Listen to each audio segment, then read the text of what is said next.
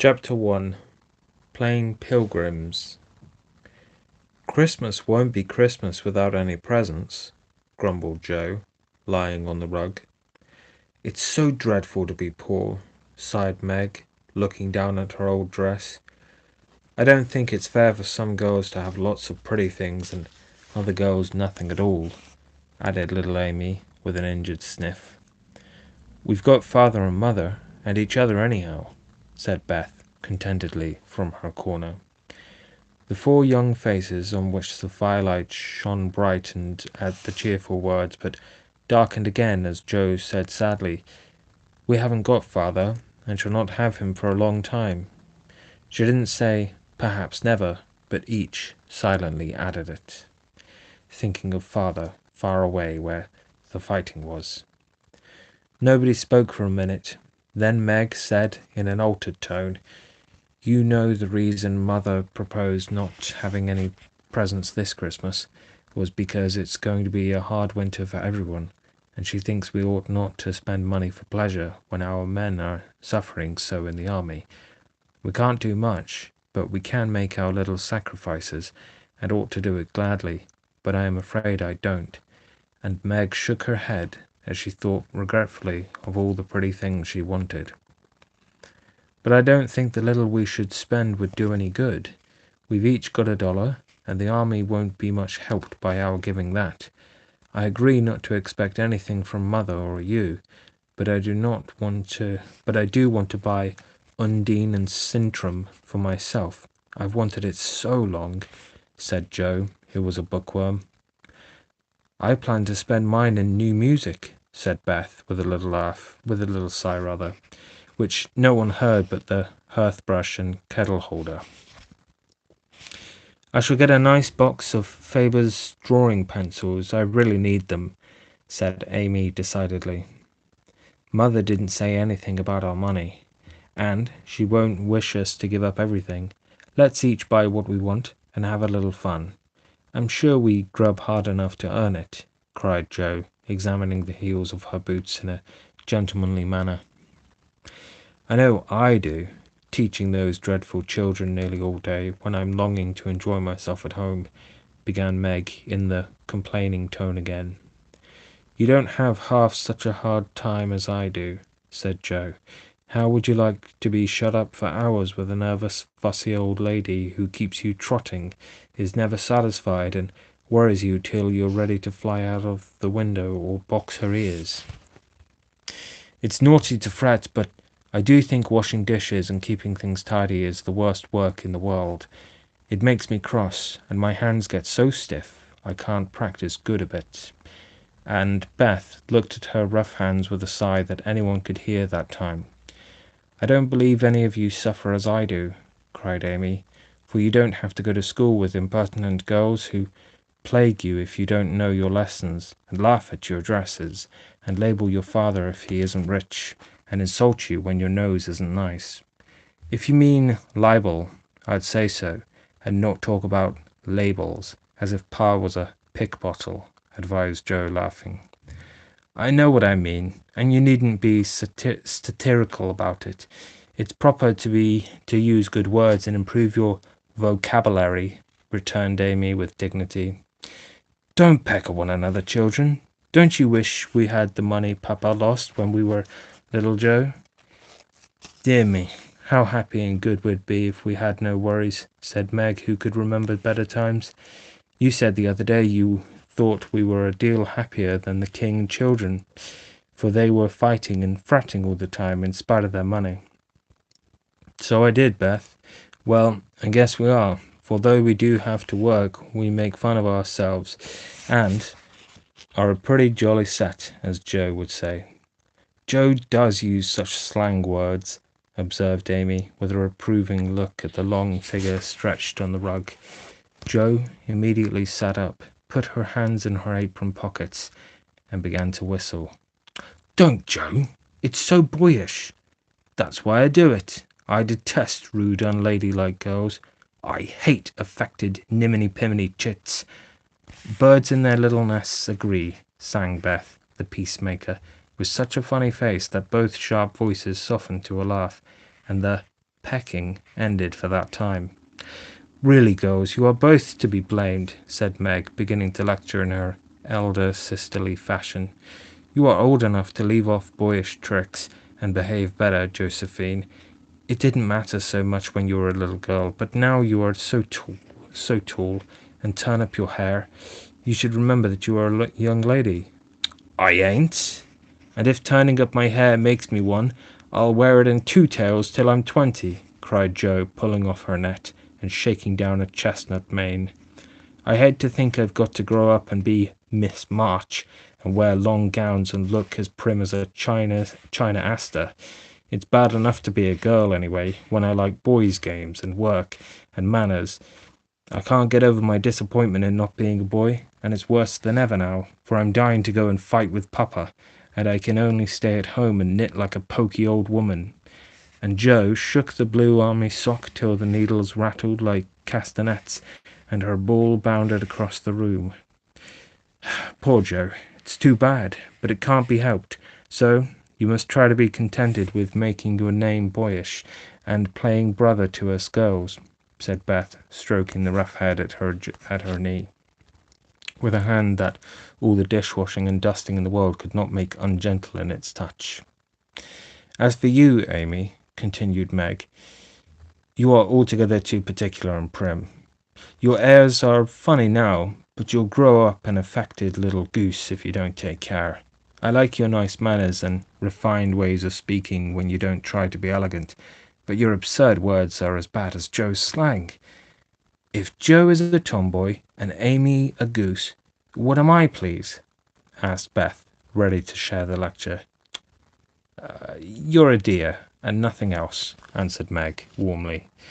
And no one contradicted her, for the mouse was the pet of the family. As young readers like to know how people look, we will take this moment to give them a little sketch of the four sisters, who sat knitting away in the twilight while the December snow fell quietly without and the fire crackled cheerfully within. It was a comfortable old room, though the carpet was faded and the furniture very plain, for a good picture or two hung on the walls. Books filled the recesses, chrysanthemums and Christmas roses bloomed in the windows, and a pleasant atmosphere of home peace pervaded it. Margaret, the eldest of the four, was 16, and very pretty, being plump and fair, with large eyes, plenty of soft brown hair, a sweet mouth, and white hands of which she was rather vain. 15-year-old Jo was very tall, thin and brown, and reminded one of a colt, for she never seemed to know what to do with her long limbs, which were very much in her way. She had a decided mouth, a comical nose, and sharp grey eyes which appeared to see everything, and were by turns fierce, funny, or thoughtful. Her long thick hair was her one beauty, but it was usually bundled into a net to be out of her way. Round shoulders had Jo, big hands and feet, a flyaway look to her clothes, and the uncomfortable appearance of a girl who was rapidly shooting up into a woman and didn't like it.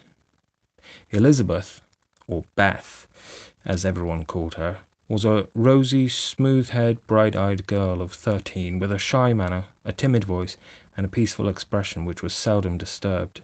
Her father called her Little Tranquillity, and the name suited her excellently, for she seemed to live in a happy world of her own, only venturing out to meet the few whom she trusted and loved. Amy, though the youngest, was a most important person, in her own opinion at least. A regular snow maiden with blue eyes and yellow hair curling on her shoulders, pale and slender, and always carrying herself like a young lady mindful of her manners. What the characters of the four sisters were, we will leave to be found out. The clock struck 6, and having swept up the hearth, Beth put a pair of slippers down to warm. Somehow the sight of the old shoes had a good effect upon the girls. The mother was coming, and everyone brightened to welcome her. Meg stopped lecturing and lit the lamp. Amy got out of the easy-chair without being asked, and Jo forgot how tired she was as she sat up to hold the slippers nearer to the blaze. They are quite worn out. Marmee must have a new pair. I thought I'd get her some with my dollar, said Beth. No, I shall, cried Amy. I'm the oldest, began Meg. But Joe cut in with a decided, I'm the man of the family now Papa is away, and I shall provide the slippers, for he told me to take special care of Mother while he was gone. I'll tell you what we'll do, said Beth. Let's each get her something for Christmas, and not get anything for ourselves. That's like you, dear. What will we get? Exclaimed Joe. Everyone thought soberly for a minute. Then Meg announced, as if the idea was suggested by the sight of her own pretty hands, I shall give her a nice pair of gloves. Army shoes best to be had, cried Joe. Some handkerchiefs all hemmed, said Beth. I'll get a little bottle of cologne. She likes it, and it won't cost much, so I'll have some left to buy something for me, added Amy. How will we give the things? Asked Meg. Put 'em on the table and bring her in and see her open the bundles. Don't you remember how we used to do it on our birthdays? Answered Joe. I used to be so frightened when it was my turn to sit in the big chair with the crown on and see you all come marching round to give the presents with a kiss. I liked the things and the kisses, but it was dreadful to have you sit looking at me while I opened the bundles, said Beth, who was toasting her face and the bread for tea at the same time. Let Marmee think we are getting things for ourselves, and then surprise her. We must go shopping tomorrow afternoon, Meg. There is lots to do about the play for Christmas night, said Jo, marching up and down with her hands behind her back and her nose in the air. I don't mean to act any more after this time. I'm getting too old for such things, observed Meg, who was as much a child as ever about dressing up frolics. You won't stop, I know, as long as you can trail round in a white gown with your hair down and wear gold-paper jewellery. You are the best actress we've got, and there'll be an end of everything if you quit the boards, said Jo. We ought to rehearse tonight. Come here, Amy, and do the fainting scene, for you are as stiff as a poker in that. I can't help it. I never saw anyone faint, and I don't choose to make myself all black and blue tumbling flat as you do. If I can go down easily, I'll drop. If I can't, I shall fall into a chair and be graceful. I don't care if Hugo does come at me with a pistol, returned Amy, who was not gifted with dramatic power, but was chosen because she was small enough to be borne out shrieking by the hero of the piece. Do it this way. Clasp your hands so, and stagger across the room, crying frantically, Rodrigo, save me, save me! And away went Jo with a melodramatic scream, which was truly thrilling. Amy followed, but she poked her hands out stiffly before her and jerked herself along as if she went by machinery, and her "ow" was more suggestive of pins being run into her than of fear and anguish. Jo gave a despairing groan, and Meg laughed outright, while Beth let her bread burn as she watched the fun with interest. It's no use. Do the best you can when the time comes, and if the audience shout, don't blame me. Come on, Meg. Then things went smoothly, for Don Pedro defied the world in a speech of 2 pages without a single break. Hagar, the witch, chanted an awful incantation over her kettleful of simmering toads with weird effect. Rodrigo rent his chains asunder manfully, and Hugo died in agonies of remorse and arsenic, with a wild "ha-ha!" It's the best we've had yet, said Meg, as the dead villain sat up and rubbed his elbows. I don't see how you can write and act such splendid things, Jo. You're a regular Shakespeare, exclaimed Beth, who firmly believed that her sisters were gifted with wonderful genius in all things. Not quite, replied Jo modestly. I do think the witch's curse and operatic tragedy is rather a nice thing, but I'd like to try Macbeth if we only had a trapdoor for Banquo. I always wanted to do the killing part. Is that a dagger that I see before me? Muttered Jo, rolling her eyes and clutching at the air, as she had seen a famous tragedian do. No, it's the toasting fork, with Ma's shoe on it, instead of bread. Beth stage struck, cried Meg, and the rehearsal ended in a general burst of laughter. "Glad to find you so merry, my girls," said a cheery voice at the door, and actors and audience turned to welcome a stout, motherly lady with a "Can I help you" look about her, which was truly delightful. She wasn't a particularly handsome person, but mothers are always lovely to their children, and the girls thought the grey cloak and unfashionable bonnet covered the most splendid woman in the world. "Well, dearies, how have you got on today?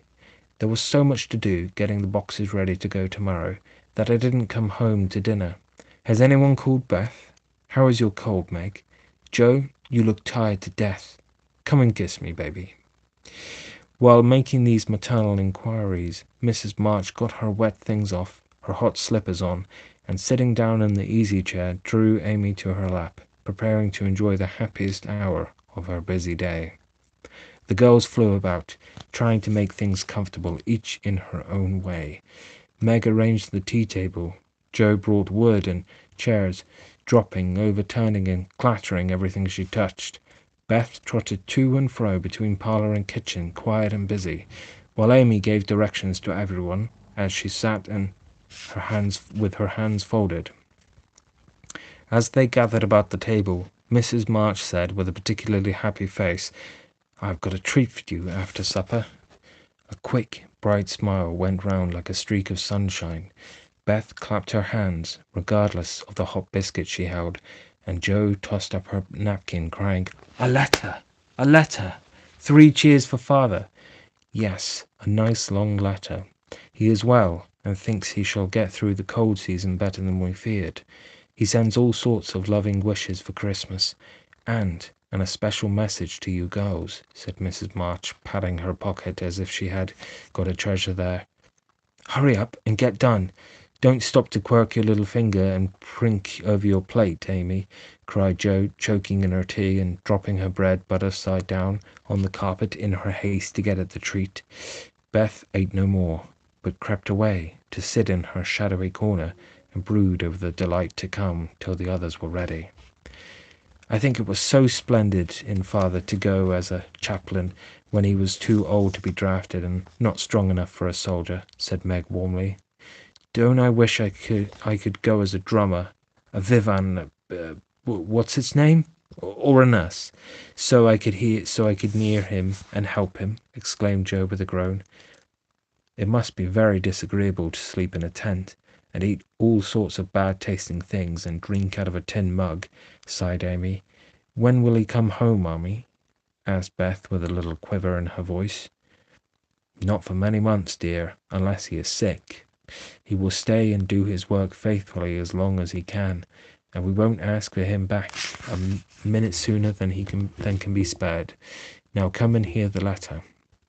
They all drew to the fire, Mother in the big chair with Beth at her feet, Meg and Amy perched on either arm of the chair, and Joe leaning on the back, where no one would see any sign of emotion if the letter should happen to be touching. Very few letters were written in those hard times that were not touching, especially those which father sent home. In this one, little was said of the hardships endured, the dangers faced, or the homesickness conquered. It was a cheerful, hopeful letter, full of lively descriptions of camp life, marches, and military news, and only at the end did the writer's heart overflow with fatherly love and longing for the little girls at home. "Give them all my dear love and a kiss. Tell them I think of them by day, pray for them by night, and find my best comfort in their affection at all times. A year seems very long to wait before I see them, but remind them that while we wait we may all work, so that these hard days need not be wasted. I know they will remember all I said to them, that they will be loving children to you, will do their duty faithfully, fight their bosom enemies bravely, and conquer themselves so beautifully that when I come back to them I may be fonder and prouder than ever of my little women." Everybody sniffed when they came to that part. Joe wasn't ashamed of the great tear that dropped off the end of her nose, and Amy never minded the rumpling of her curls as she hid her face on her mother's shoulder and sobbed out, "I am a selfish pig, but I'll truly try to be better, so he mayn't be disappointed in me by and by." "We all will," cried Meg. "I think too much of my looks and hate to work, but won't any more, if I can help it. I'll try and be what he loves to call me, a little woman, and not be rough and wild, but do my duty here instead of wanting to be somewhere else," said Joe, thinking that keeping her temper at home was a much harder task than facing a rebel or two down south. Beth said nothing, but wiped away her tears with the blue army sock, and began to knit with all her might, losing no time in doing the duty that lay nearest her, while she resolved in her quiet little soul to be all that father hoped to find her when the year brought round the happy coming home. Mrs. March broke the silence that followed Joe's words by saying in her cheery voice, "Do you remember how you used to play Pilgrim's Progress when you were little things? Nothing delighted you more than to have me tie my piece bags on your backs for burdens, give you hats and sticks and rolls of paper, and let you travel through the house from the cellar, which was the city of destruction, up to the housetop, where you had all the lovely things you could collect to make a celestial city. What fun it was, especially going by the lions fighting Apollyon, and passing through the valley where the hobgoblins were," said Joe. "I liked the place where the bundles fell off and tumbled downstairs," said Meg. "My favourite part was when we came out on the flat roof where our flowers and arbours and pretty things were, and all stood and sung for joy up there in the sunshine," said Beth, smiling as if that pleasant moment had come back to her. "I don't remember much about it, except that I was afraid of the cellar and the dark entry, and always liked the cake and milk we had up at the top. If I wasn't too old for such things, I'd rather like to play it all over again," said Amy, who began to talk of renouncing childish things at the mature age of 12. "We never are too old for this, my dear, because it is a play we are playing all the time in one way or another. Our burdens are here, our road is before us, and the longing for goodness and happiness is the guide that leads us through many troubles and mistakes to the peace which is a true celestial city. Now, my little pilgrims, suppose you begin again, not in play but in earnest, and see how far on you can get before father comes home." "Really, mother, where are our bundles?" asked Amy, who was a very literal young lady. "Each of you told what your burden was just now, except Beth. I rather think she hasn't got any," said her mother. "Yes, I have. Mine is dishes and dusters and envying girls with nice pianos and being afraid of people." Beth's bundle was such a funny one that everybody wanted to laugh, but nobody did, for it would have hurt her feelings very much. "Let us do it," said Meg thoughtfully. "It is only another name for trying to be good, and the story may help us, for though we do want to be good, it's hard work, and we forget, and don't do our best. We were in the slough of despond tonight, and mother came and pulled us out of as help did in the book. We ought to have our roll of directions like Christian. What shall we do about that?" asked Joe, delighted with the fancy which lent a little romance to the very dull task of doing her duty. "Look under your pillows Christmas morning, and you will find your guidebook," replied Mrs. March.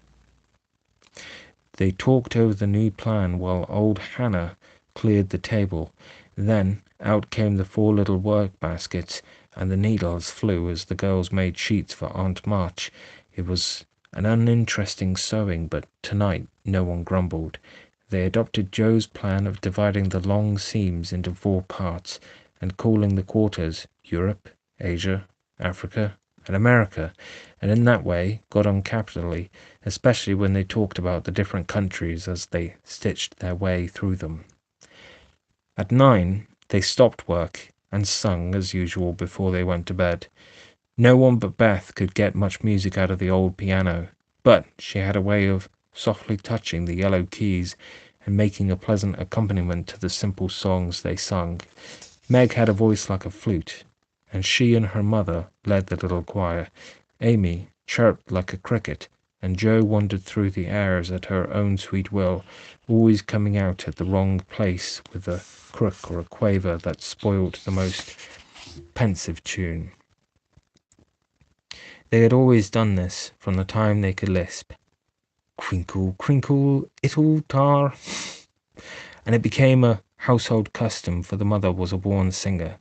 The first sound in the morning was her voice as she went about the house singing like a lark, and the last sound at night was the same cheery sound, for the girls never grew too old for that familiar lullaby.